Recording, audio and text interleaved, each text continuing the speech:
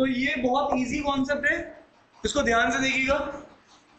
यहां पर आपके पास दो फंक्शंस है, लार्जेस्ट पॉजिटिव इंटीजर पूछ रहा है इक्वेशन का जब दोनों इक्वेशन सेटिस्फाई है, तो कुछ मत करो, यहाँ पे सीधे इसकी वैल्यू पुट कर दो। ये क्या है, x square plus 11x plus n, ये किसके बराबर है, x के। इसको इधर लेके आओ, x square 10x plus n, ये हो जाएगा। और ये कह रहा है इसके दो डिस्टिंक्ट रूट है और वो भी रियल है। डिस्टिंक्ट रियल रूट आपके कब बनते हैं, या तो ये वाली कंडीशन होती है d इज ग्रेटर देन 0, ये वाली कंडीशन होती है डिस्टिंक्ट रूट की, और ये वाली कंडीशन होती है आपकी इसकी इक्वल रूट की, ठीक है, और रियल रूट भी है। तो आप यहाँ पे d इज ग्रेटर देन 0, तो यहाँ पे b square minus 4ac use करेंगे, तो b की वैल्यू 100 है, 4ac आपने ये वैल्यू डाल दी, तो इसका मतलब है 4n उधर जाएगा और ये 100 इधर है, इसको कैंसिल करेंगे कितना आएगा 25। कहीं कुछ गड़बड़ तो नहीं की, सब सही है ना। तो n की वैल्यू जो है वो लेस देन होनी चाहिए 25, और लार्जेस्ट नंबर कौन सा हो सकता है 24, तो मेरा आंसर इसका कितना हो जाएगा 20। ठीक है सर, बोलो तो जी का है, हाँ बोलो जी, बोलो माता। अच्छा ये अच्छा है, बिल्कुल लास्ट में जाते हुए चलिए, जब हम लोग दिवाली के बाद आएंगे तो मैं अर्थमेटिक की वर्कशॉप कराऊंगा, कैट के सारे डिवाइस क्यू से पूरी अर्थमेटिक डिवाइस कराऊंगा, ठीक है। मैंने आपको से पूछा, मैंने कहा यार क्या करा रहे हो आजकल, कह रहे यार अर्थमेटिक वर्कशॉप कराओ। मैंने कहा सर हमारे बच्चे के लिए, कहते मैं तो नहीं कराते ये फंक्शन, तो अर्थमेटिक करा रहा था, सबके 5-5 क्वेश्चन तो सही हो जाते हैं, मैंने जिसको करना वो खुद कर लिया। मैं कहा मैं भी फिर कहता हाँ बिल्कुल, हाँ पहले फंक्शन मेरा एक बार कंप्लीट हो चुका होगा। फंक्शन मतलब नहीं क्यों नहीं हुआ है, क्वालिटी अब तो रोना चालू कर दिया, ठीक है अभी मतलब मैं ये कह रहा हूँ अभी क्लियर है, क्या लड़का देख रहे हो विनोद कैसे गोल गोल बातें करके फंसा रहे हैं मास्टर को। एक बार ऑटोमेटिक फिर से कंप्लीट जब पूरे अच्छे से कर लेंगे, 3 क्लासेस में पूरी ऑटोमेटिक कंप्लीट कर लेंगे, 4-4, 5-5 घंटे की क्लासेस लगा के, और वो ऑटोमेटिक में सारे प्रीवाइज उसके कुछ कॉन्सेप्ट रिवाइज कर देंगे। फिर उसके बाद फिर कोई टॉपिक उठा लेंगे जो बच्चे हुए अलजेब्रा के टॉपिक है, जैसे लॉग इनइक्वालिटी का बचा हुआ क्वेश्चन, फिर वो उठा लेंगे, ठीक है, ताकि तुम लोग कम से कम 5-5, 6-6 क्वेश्चन बनाए आओ, ठीक है। आइए अब यहाँ पे देखिएगा ध्यान से, अब इन्हीं को बोलते हैं नेस्टेड लूप। देखो ध्यान से, फोन चलाते हुए इंसान इधर देखो, इसको बोलते हैं क्या, नेस्टेड लूप। देखो फंक्शन के अंदर 3 वैल्यू डालो, तो सबसे पहले x = 3 पुट कर दो फंक्शन में, इसी को बोलते हैं f(3). तो यहाँ पे 3 + 2 स्वीकृति बताओगी, स्वीकृति, तुम स्वीकृति नहीं हो, उसको बताने दो, ये 4 है 9, ठीक है। तो ये स्वीकृति ने कुछ बताया नहीं, इसलिए मैंने गुस्से में यहाँ पे। अब बताओ इसके अंदर की जो वैल्यू है वो कितनी है, 17/4, और बाहर अभी ये फंक्शन क्या बन गया है, ये समझ पा रहे हो। अभी मैंने इसको सॉल्व किया था और ये वैल्यू सॉल्व होके ये आ गई। अब वापस आओ, इसी को बोलते हैं नेस्टेड फंक्शन। एक बार लगा दिया यहाँ पर, अब फिर से वही फंक्शन अप्लाई करना है, बट इस बार f की वैल्यू क्या रखनी है, तो जब यहाँ पे तुम रखोगे 17/4, it will come out to be 5 × 17/4 + 2, और यहाँ पे 3 × 17/4। इसको अगर आप सॉल्व करिए, पहले इसको बताइए कि क्या आ रहा है सॉल्व होके, मैं सीधे लिख दूंगा। जल्दी बोलो यार, इतनी देर में तो 4 4 ये 8 93/31 तो 3 होता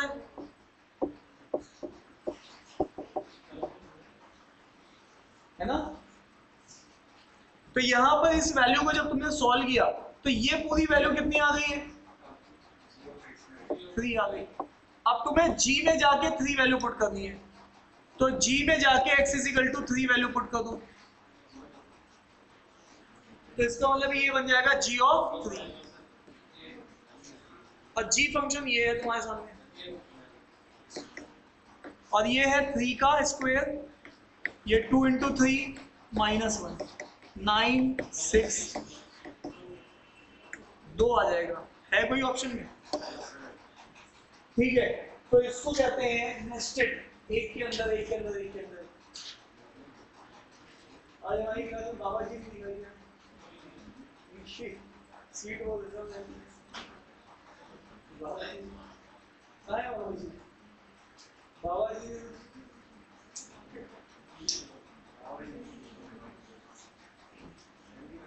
हाँ भाई चलो डन, वापस आइए। इसी का स्लॉट 2 का क्वेश्चन देखिए, इसको देखिए।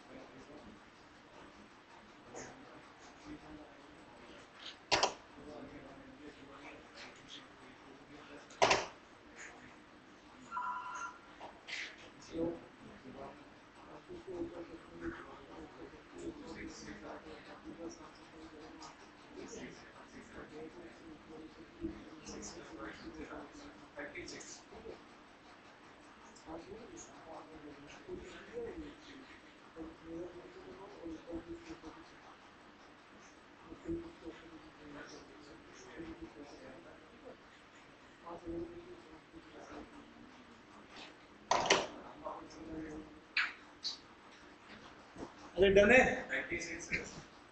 निकाल लिया।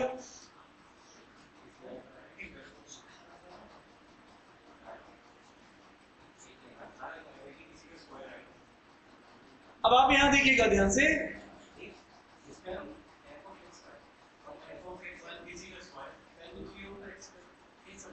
देखो सबसे पहले तुम्हें यहाँ पे g ऑफ x निकालना है। g ऑफ x फंक्शन को बुलाओ, वो कह रहा है मैं तो 2 की पावर x हूं, तुम यहाँ पे पुट कर दो 1, तो 2 की पावर 1 तो 2 ही होगा। अब अगला जो फंक्शन बन गया वो बन गया f ऑफ 2, और इधर प्लस है इधर भी प्लस है, इधर तुम बुलाओ f ऑफ x को, f ऑफ x फंक्शन था x का स्क्वायर, और 1 पे जब इसकी वैल्यू निकालोगे तो ये 1 का स्क्वायर 1 ही हो जाएगा। तो ये जो फंक्शन बनेगा ये अंदर तुमने सॉल्व किया, इसको अंदर सॉल्व किया, तो प्लस ये g ऑफ 1 की वैल्यू बनेगी। तो तुमने क्या करना है, यहाँ पर f ऑफ x फिर से कॉल करो। f ऑफ x कह रहा है कि मैं तो x स्क्वायर हूं, वहां पे उठा के 2 पुट तो दो, ठीक है, तो ये कितना हो जाएगा 4, और यहां पर ये जो है g की वैल्यू पुट करो। g का x की फंक्शन क्या है आपके पास 2 की पावर x, तो यहां पर g1 जो हो जाएगा 2 की पावर 1, ये सब दिखाने के लिए लिख रहा हूं, और यहां से ये वैल्यू आ जाएगी 2, ये 4 और ये 6, ये दोनों को जोड़ दो, है ना? तो अगर आप देखोगे, और उसके बाहर वो लिखा हुआ है, ये देखो, ये जब तुमने सॉल्व किया पूरा तो ये आया यहाँ से 4, और इसको जब पूरा सॉल्व किया तो ये आया यहाँ से 2, तो ये f ऑफ 6 आ गया। और f ऑफ x जो है था वो क्या था, x का स्क्वायर, तो बस यहाँ पे उठा के 6 पुट कर दो, 6 का स्क्वायर दैट इज 26।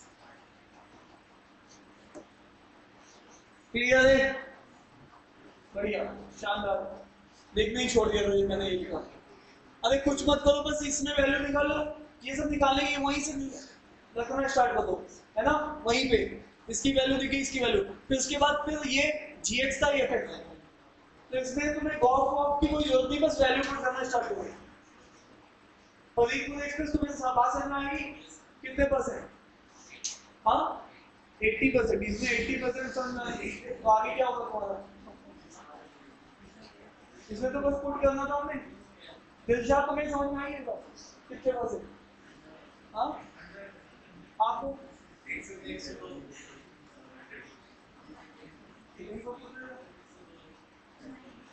90%, तो फिर से बता दूं क्या मैं तुम्हें कितने, आ जाओ। अब देखो 21 में ये प्रॉब्लम पूछी थी,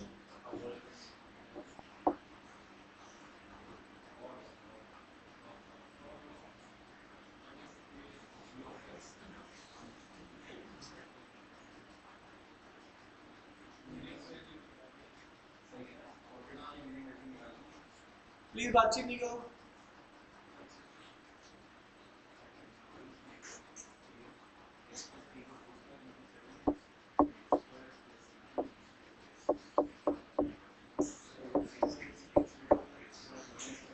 अब देखो अगर यहाँ पे केवल x लिखा होता तो तुम सीधे ये चीज लिख देते, क्योंकि अंदर लिखा हुआ है gx, तो जहां जहां x लिखा हुआ है वहां तुम gx डालोगे, तो ये जो फंक्शन है x² माइनस 7x, इसमें जहां जहां x है वहां वहां तुम gx डालोगे, मतलब x की जगह x+3 डालोगे, तो यहाँ पे क्या डालोगे x+3 का स्क्वायर, और यहाँ पे भी x की जगह क्या डालोगे x+3 का, मतलब सीधी सी बात है, पहले तुम अंदर x डाल लेते, अब वो कह रहा है नहीं नहीं नहीं इनपुट मुझे x नहीं चाहिए, g ऑफ x चाहिए, मतलब x की जगह इसको एज ए x डालोगे, x की जगह, समझ पा रहे हो, और साथ में इसमें उसने -3x भी कर रखा है।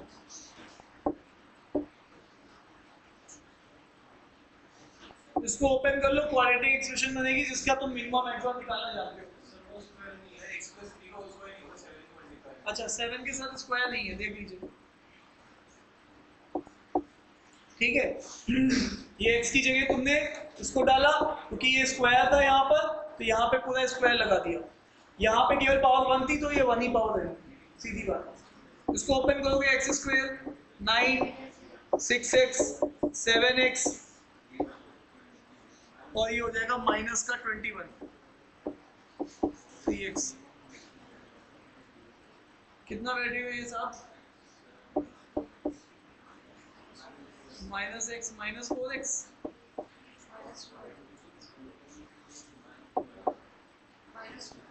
माइनस का 12, और ये एक्सप्रेशन है क्योंकि ये तो,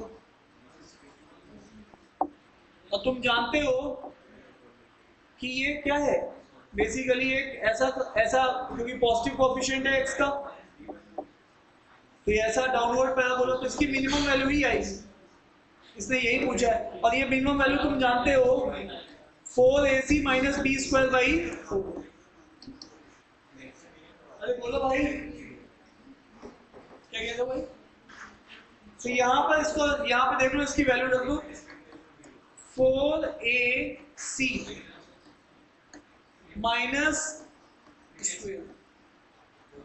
डिवाइडेड बाई 4 × 1, इससे 1 4 गया, इससे 1 की पावर गई, ये हो गया माइनस का 12,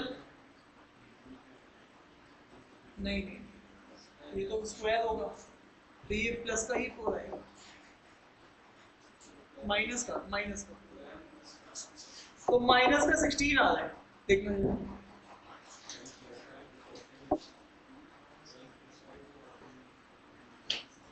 ठीक है, वो कैलकुलेशन तुम अपनी भी कर सकते हो, खुद से कर लोगे ना, तो ये देखो ध्यान से कैसे रिलेट हो रहा है फंक्शन और क्वालिटी,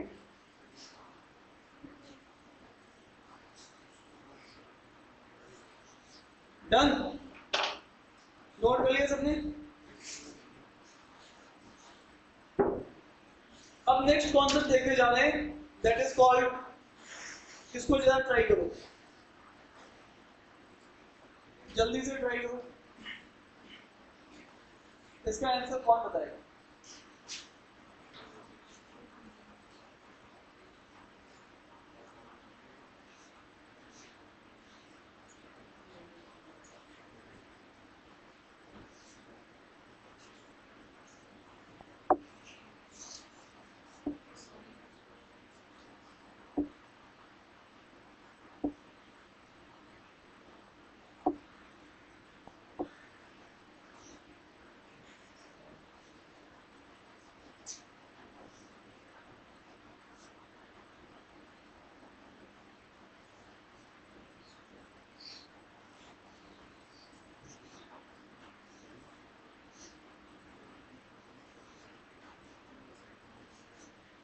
ट्राई करते हो, मैं बताऊं, ट्राई करते हो, मैं बताऊं। दिस इज अ लॉजिक और उस लॉजिक को हमें देखना है। देखो ध्यान से, इंटीजर्स टू फंक्शंस, तो यहाँ पे एक फंक्शन है और एक ये फंक्शन है, इसकी वैल्यू 1 है।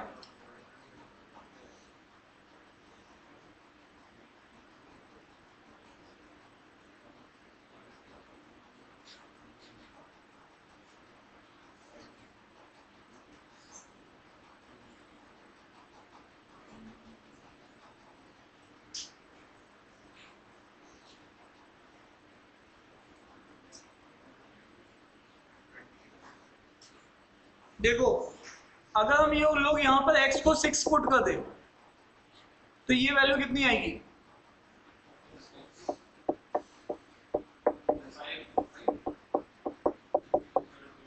ठीक है, और x को अगर मैं 5 पुट कर दूं तो ये वैल्यू क्या आएगी?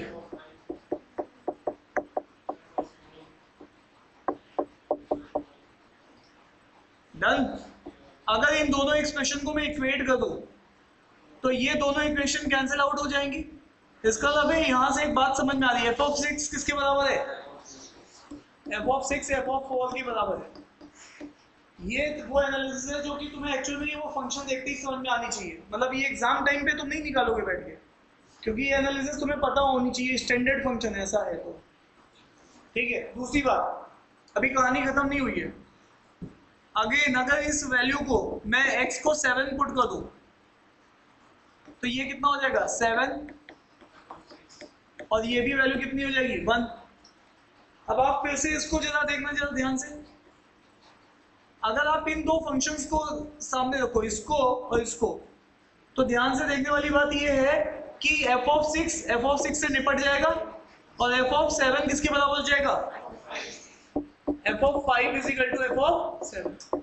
आप इस पैटर्न को थोड़ा सा और एक दो नंबर्स के लिए ऑब्जर्व कर लोगे तो तुम्हें समझ में आना चलेगा कि f ऑफ 2 भी होगा और ये f ऑफ 3 भी होगा।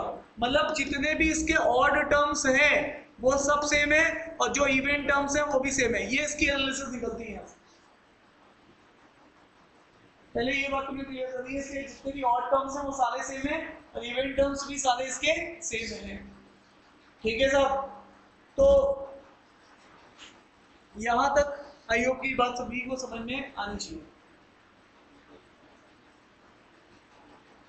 ठीक है, अब तुम्हारे पास क्या बचा है? g ऑफ 5, इसको निकाल लेते हैं। यहाँ पे g की वैल्यू 5 रख दो, कितना आ जाएगा? 5 का स्क्वायर 25, अरे x का स्क्वायर है ना, तुम समझ पा रहे हो नहीं समझ पा रहे हो? ये फंक्शन है ना 5 का स्क्वायर 25, और अब तुम्हें वो पूछ रहा है g में तुम्हें f ऑफ 5 वैल्यू रखनी है। अब तुम्हें f ऑफ 5 चाहिए, उसके लिए ये जुगाड़ दे दिया उसने।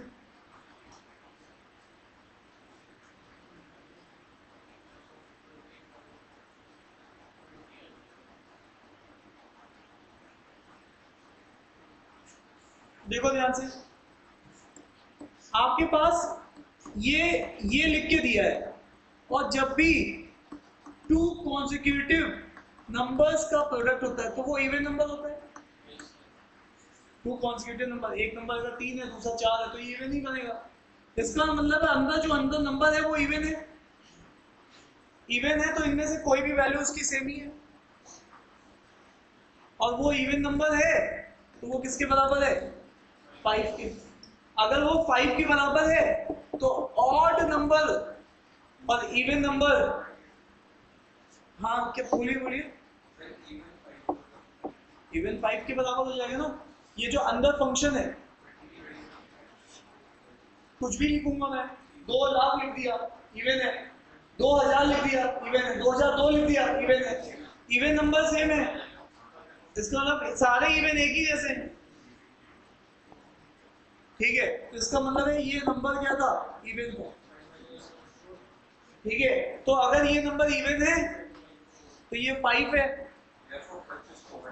और यहां से तुम्हें वैल्यू चाहिए थी, तो अब तुम्हें यहां पर क्या पुट करना है? f of 5, f of 5 odd है, पहली वाली इक्वेशन में रख लो। हाँ, तुम्हें समझ में आ रहा है नहीं आ रहा है? ध्यान से देखो, अगर ये नंबर 5 है तो ये नंबर क्या होगा ताकि ये 1 हो जाए? बोलो, -4। सो सारे इवन नंबर 5 के बराबर हैं, सारे ऑड नंबर -4 के बराबर हैं। अब फाइनली कहानी समझ में आई या नहीं आई? मैं आगे बढ़ूं तो ये क्वेश्चन ऐसा नहीं कि तुम पहली बार में वहां पे एग्जाम में जाके तुमने सुपर 9 की जगह बना दी, नहीं, ये प्रैक्टिस होगी, तुम्हें ये एनालिसिस पता होगी, तब तुम वहां पे लैंड कर पाओगे। मैं रिपीट करूंगी या समझ में आ गया? वो देख लेंगे अभी। बोलिएगा यहां तक समझ में आ गया या रिपीट करूं? हाँ, अब देखो थोड़ी थोड़ी दिक्कतें बढ़ेगी। अब मैं नेस्टेड लूप, वो स्टैंडर्ड कंडीशन है, तुम्हें एक क्वेश्चन किया, फिर दूसरा किया, तीसरा किया, चौथा किया, तुम 5वें में जाके समझ में आएगा अच्छा ये तो एक ही जैसी चीज करना है। पहले में तुम्हें ऐसा लगेगा पता नहीं यहाँ पे किसने सीधे चक्कू मार दी, और दूसरे में लगेगा कोई चक्कू ऐसे चला रहा है मारने के बाद, फिर उसके बाद लगेगा अरे फिर से चक्कू निकाल लिया, और फिर लगेगा उसने मरहम लगाया, और फिर क्या लगा, फिर से हीलिंग हो गई। तो 5-6 क्वेश्चंस में जब तक तुम्हें पैटर्न नहीं समझ में आएगा, 5-6 क्वेश्चन करके, तब तक तुम्हें पहले क्वेश्चन में लगेगा ये मास्टर क्या क्या है, दूसरे में लगेगा मास्टर यही करना है, मास्टर ने ये दोबारा कर दिया, अच्छा ये करना ही ऐसे था, अच्छा मैं भी ऐसे कर पा रहा। ये पैटर्न है जिसको हमें समझने पड़ेंगे, ये अलग अलग टाइप्स के पैटर्न है, समझ पा रहे हो? क्या मैं इसको रिपीट करूं या आगे बढ़ जाऊं? सपना आ गया, सपना बिल्कुल चैलेंज लेते हुए कहते बस आ गया तुम आगे बढ़ जाओ। तो यहाँ पर मुझे यहाँ पर इसकी वैल्यू पहले ही आ चुकी है, g ऑफ 5 की वैल्यू कितनी निकली थी? 25। अब इसको देखो, g of f of 5, f of 5 कैसा नंबर है? ऑब्वियस ऑड नंबर है, तो ये क्या आएगा? -4। -4 कहाँ लिखोगे आगे? यहाँ पर, ये कितना हो जाएगा? 16, और इसकी वैल्यू ऑड है तो -4, तो 12 आंसर है। ठीक है, क्लियर है? तुम्हें समझ में आया? लेकिन मैं तो फेल हो गया, बताओ। अब यहां से कितने टाइप हो चुके थे?